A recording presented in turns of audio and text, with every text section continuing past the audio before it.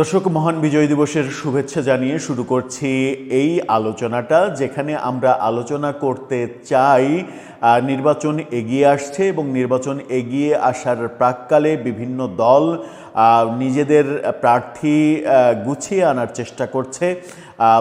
বিজয় দিবসের পরপরই বিভিন্ন জোটের প্রার্থীরা ফিক্সড হয়ে যাবেন, সেরকম বার্তা যখন আমরা পাচ্ছি, বিএনপি জোটকে কেন্দ্র করে কিছু কিছু সমস্যা দানা বেঁধে উঠতে আমরা দেখছি। ঠিক সেই সময়ে গণমাধ্যমে একটা চাঞ্চল্যকর খবর এসেছে।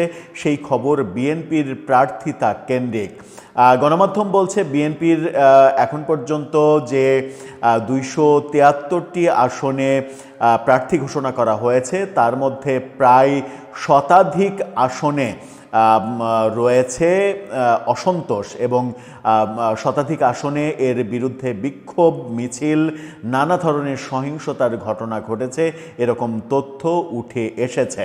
এবং আরও ভয়াবহ তথ্য উঠে এসেছে, অনেকগুলো আসনে বিএনপির বিদ্রোহী প্রার্থী নির্বাচনে দাঁড়ানোর ব্যাপারে চূড়ান্ত সিদ্ধান্ত নাকি নিয়েছেন।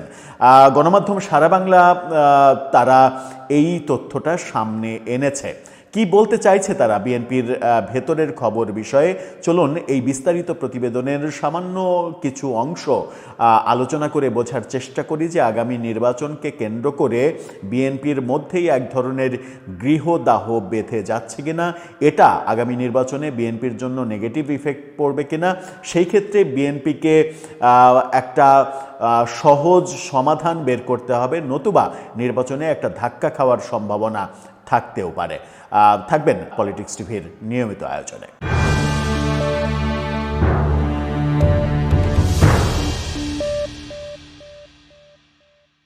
দর্শক, বলছিলাম নির্বাচনের কথা। নির্বাচন যখন এগিয়ে আসছে, এখন বর্তমানে আওয়ামী লীগের অনুপস্থিতিতে বিএনপি সবথেকে বড় দল।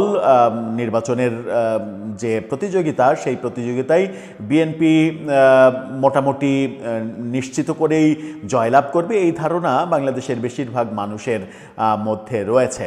সম্প্রতি প্রথম আলোর জরিপেও সেরকমটাই উঠে এসেছে। প্রায় 65% জনগণেরও বেশি তারা মতামত দিয়েছে যে বিএনপি আগামীতে সরকার গঠন করবে। এরকম পরিস্থিতিতে বিএনপিকে নিয়েই আলোচনা সব থেকে বেশি হবে। সারা বাংলা যেটা বলছে সেই খবরটা বিএনপির জন্য বেশ অস্বস্তির খবর। তাদের শিরোনামটা দেখে নিন, সেখানে বলছে যে 19 আসনে বিএনপির বিদ্রোহী প্রার্থী সংখ্যা বাড়তে পারে। 19টি আসনে বিদ্রোহী প্রার্থী দাঁড়ানোর কথা কনফার্ম করছে সারা বাংলা। তারা যেটা বলছে সেটা হচ্ছে যে আসছে 12 ফেব্রুয়ারি ত্রয়োদশ জাতীয় সংসদ নির্বাচনের প্রাক্কালে 272 আসনের সম্ভাব্য প্রার্থীদের নাম ঘোষণা করেছে বিএনপি। প্রথম দফায় নাম ঘোষণার পর থেকেই তৃণমূলের বিভিন্ন আসনে বিদ্রোহ দেখা দেয়। ওই সময় অন্তত 100 আসনে প্রার্থী পরিবর্তনের দাবি ওঠে তৃণমূল থেকে। সেই বিদ্রোহ দ্বিতীয় দফা নাম ঘোষণার পর অব্যাহত আছে, আর এটি এখন এমন একটা পর্যায়ে পৌঁছেছে যে এরই মধ্যে দেশের 19 আসনে বিদ্রোহী প্রার্থী হওয়ার ঘোষণা দিয়েছেন বিএনপির মনোনয়ন বঞ্চিতরা। এদিকে শিগগিরই বাকি 28 আসনেও প্রার্থীদের নাম ঘোষণা করা হবে বলে জানিয়েছে বিএনপির সূত্র বলছে, যাদের নাম ঘোষণা করা হয়েছে সেসব আসনে প্রার্থিতা পরিবর্তনের সম্ভাবনা নেই বললেই চলে। 2-1টি পরিবর্তন হলেও তা হবে শরিক দলের প্রার্থীদের জন্য। সব মিলিয়ে সামনের দিনগুলোতে বিদ্রোহী প্রার্থীর সংখ্যা আরও বাড়তে পারে বলে সূত্র বলছে। এই যে এ পর্যন্ত 19টি আসনে বিএনপির মনোনয়ন বঞ্চিতরা আগামী নির্বাচনে স্বতন্ত্র প্রার্থী হিসেবে নির্বাচন করবেন। যে আসনে, যেটা সারা বাংলা বলার চেষ্টা করছে, সেই 19টি আসন কোন কোন আসন চলুন একটু জেনে দেখি। যদিও সেটার বিস্তারিত বর্ণনা রয়েছে, আমরা বিস্তারিত বর্ণনাতে যাব না, 19টি আসনের নামটা একটু জেনে নেব শুধু। সেখানে বলা হচ্ছে নারায়ণগঞ্জ 2 আসন, নারায়ণগঞ্জ 4, গাজীপুর 3, শ্রীপুর এবং সদরের আংশিক অংশ, গাজীপুর 4, কাপাসিয়া, টাঙ্গাইল 1, মধুপুর ধনবাড়ি, টাঙ্গাইল 8, বাসাইল সখীপুর, ফরিদপুর 1, বোয়ালমারী মধুখালী আলফাডাঙ্গা, জামালপুর 1, মাগুরা 2, নড়াইল 1, সুনামগঞ্জ 3, সুনামগঞ্জ 4, ব্রাহ্মণবাড়িয়া 2, কুমিল্লা 6, পাবনা 3, নোয়াখালী 2, নাটোর 1, লক্ষ্মীপুর 4, পটুয়াখালী 3, নড়াইল 1, পাবনা 3, এটা তো বলেছি, নড়াইল 1, পাবনা 3। এই আসনগুলোতে তারা মানে